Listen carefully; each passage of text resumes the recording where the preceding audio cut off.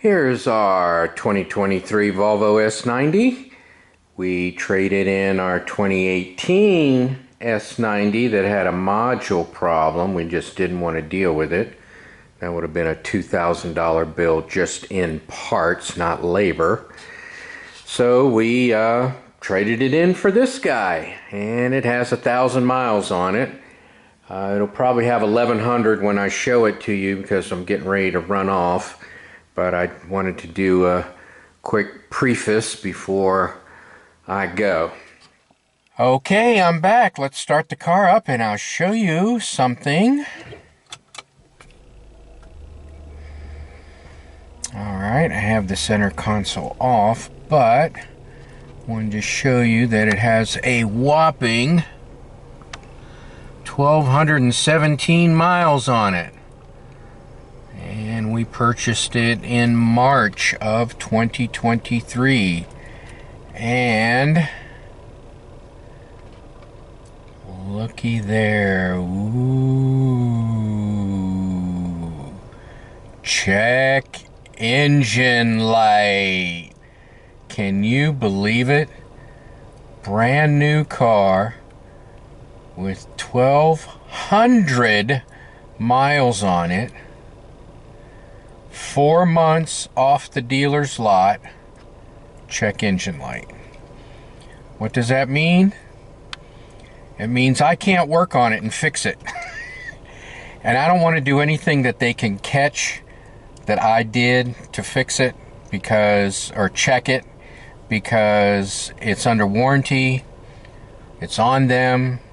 It's just driving to the dealership, having them diagnose it, fix the problem. And hopefully it's their problem, because it can be my problem. I mean, a mouse could have gone in there and chewed a wire.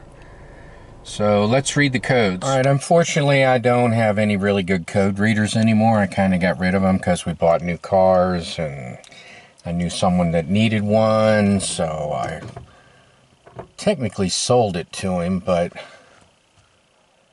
anyway, let's see what this thing says.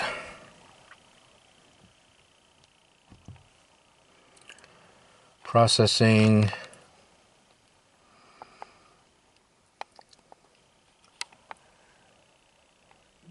Okay, let's do a read codes.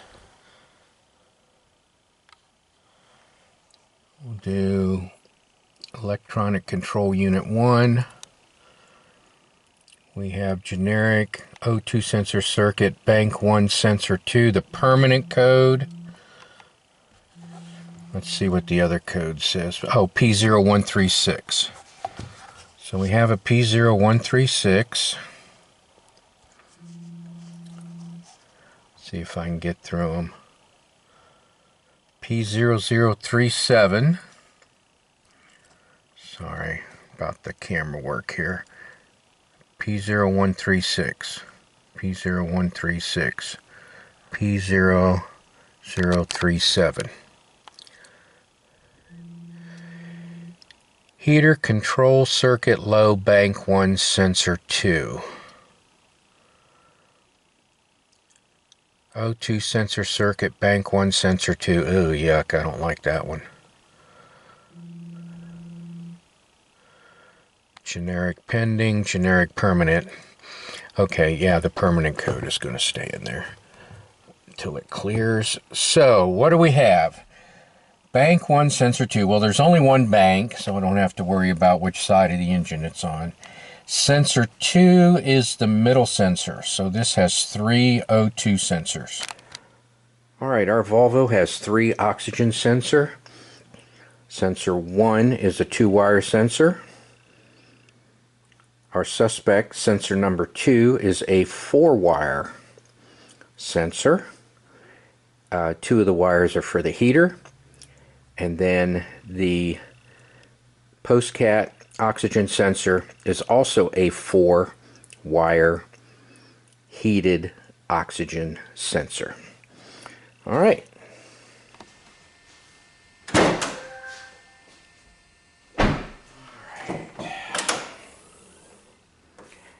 Actually, one of the codes went away. I actually had a P0140 code, but that is gone now. Alright, the P0036 code means that the electronic control module has detected a problem. So the car figured out, hey, something's wrong. That's what that code means. Now these vehicles use Generation 4 oxygen sensors. And what that means is there's fewer precious metals in them than the previous 3rd generation. So what have we got? And we have our oxygen sensors. 1, 2, 3 is behind the cat. So the code P0136 usually means oxygen sensor 2, which is right here. So here's the plug, so it should be very easy to test because P0140, which isn't showing right now, said no activity detected. However, it's detecting it now. And that means the electronic control module, the ECM, is detecting it.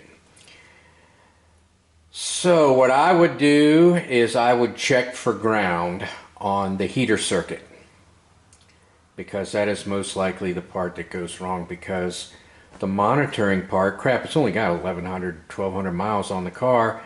The oxygen detecting part, it's not going to be all black and gumped up and everything. I mean, I don't care what's wrong with the engine. 1,000 miles isn't going to crap out the O2 sensor. So odds are it's the heating element. Or, because this isn't my first rodeo, all kinds of things could be wrong. The electronic control module could be wrong. The power comes out of the electronic control module into the heater to turn the heater on and off. Then the heater returns back to the electronic control module and then to ground. So the ground is after the electronic control module. So if there's a loose ground in the wiring, that could cause a problem. The connector, maybe when they put it together at the factory, one of the pins got pushed back, out, bent down, barely touching. Something could be wrong. You know, that could be a problem. Now this is a relatively new car, but believe it or not, I've had nothing but great deal of difficulty removing O2 sensors, but they can come loose. I know that's unbelievably hard to believe. Probably never ever see it, but it does happen. And a lot of times what will happen is in rusty exhaust systems, sometimes, like if you live in New York or something and you're going through a lot of salt in the wintertime and you get a hole in your exhaust system somewhere, pre-cat, somewhere between the exhaust manifold and the catalytic converter, oh man, you'll see a check engine light and it'll throw codes like there's no tomorrow. So anyway, my suspect is oxygen sensor number 2, heating element. So I'm going to show you the paperwork when the dealer checks it out and goes through it, and hopefully, if that is in fact the problem, replaces the O2 sensor, which is $324. Now that's the retail amount. You could probably get them for $50 to $80 less than that, you know, 200 and something, 230, 240 plus shipping plus tax, you know, plus your mom's wedding ring, you know, whatever, all kinds of crap. So I really think it's the heater control circuit, and I really think that the heating element, which is like a light bulb filament, in the 4th generation number 2 oxygen sensor has burnt out. I mean, it happens. Could be a manufacturer's defect. Maybe that part of the string was over tension when it was built.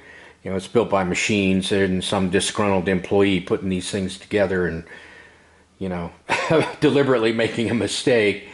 Machines put these together, so when it was manufactured, maybe the coil element and the line, when it was all connected up, was stretched a little tight, and the heating and cooling and heating and cooling just kind of broke it.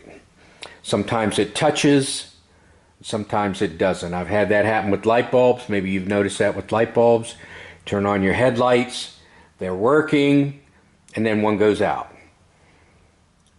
Then you turn on your headlights, it's working, then it goes out. You look at the bulb, you see the element in there, it looks like it's connected, but it's not. So let me go ahead and take it to the dealer and see what they say, and I'll show you the paperwork. As a side note, wife is not happy. Her brand new car has a check engine light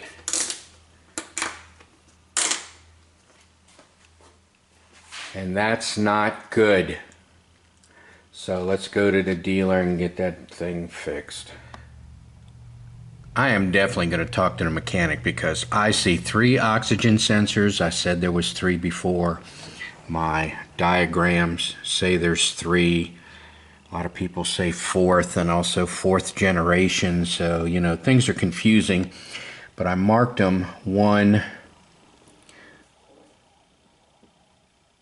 2, can you see that near the top? And I just put a black line on that one.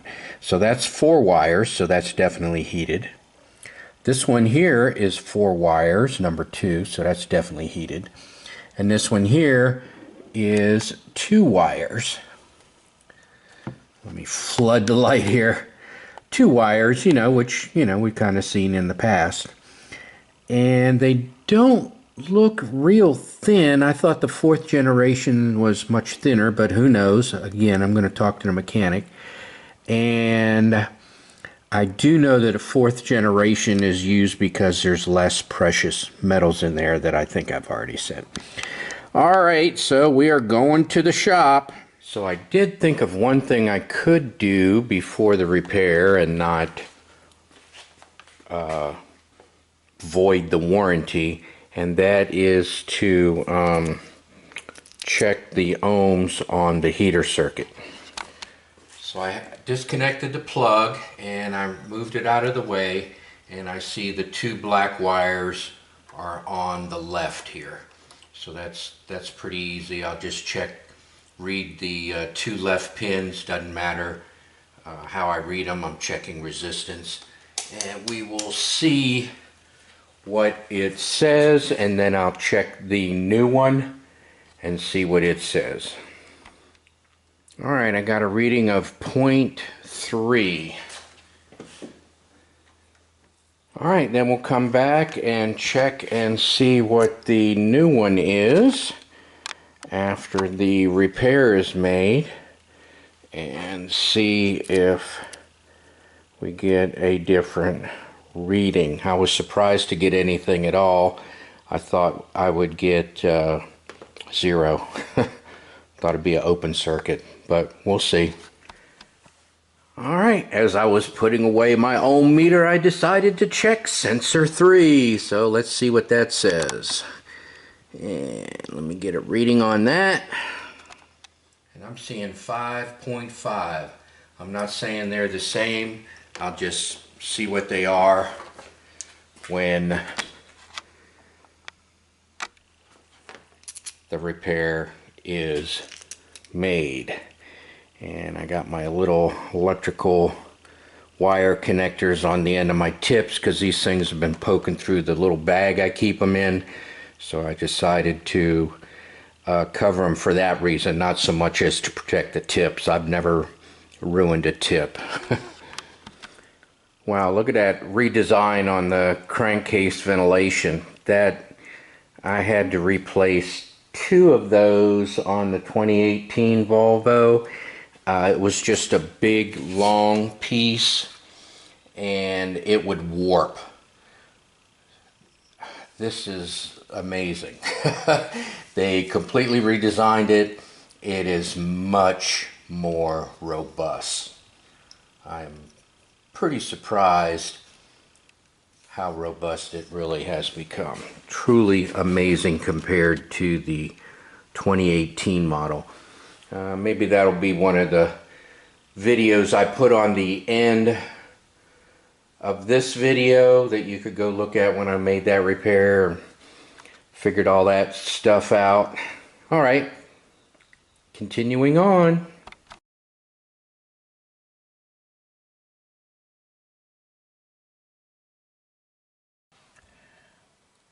The car will run a light check and then we will see the check engine light go off.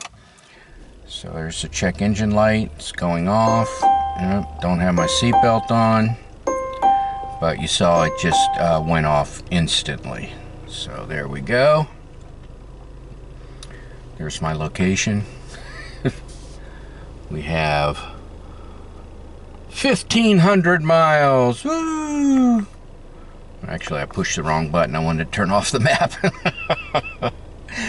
So, all right, let's look under the hood, see what happened there. All right, I made a video on this Milwaukee light here under the hood, and what I didn't show in that video is you can slide it back and forth if you need to after you position it. And the video I had it way over here, and anyway, I didn't know I could just put it in the center as I needed it. Let's look at the paperwork, and the paperwork says that 1411 during previous workshop visit, fault trace check engine lamp on and ECM P0136 fault code to conclude that the middle lambda sensor internally faulty and would need replacement.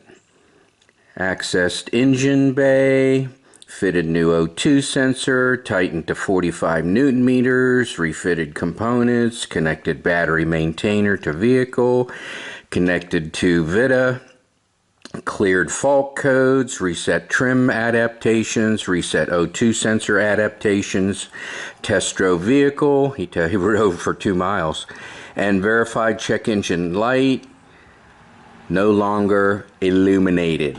Gave me a complimentary car wash, which I thanked the person who washed the car. That was a good thing to do. Just, you need to be nice to everybody. All right, and the O2 sensor replaced was 314805530, which is sensor number 3. I thought it was sensor number 2, and all through this video I was saying sensor 2, sensor 2, sensor 2. It is right there. All right, let's see what the ohm meter says.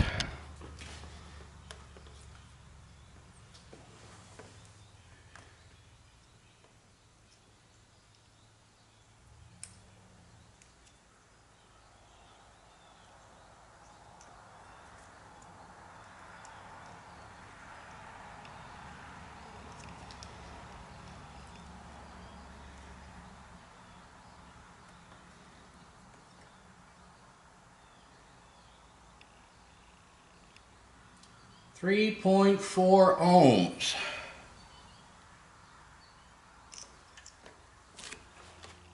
All right, remember with these cars, when you put the sound cover back on, you only need to push them. You don't have to screw them back on.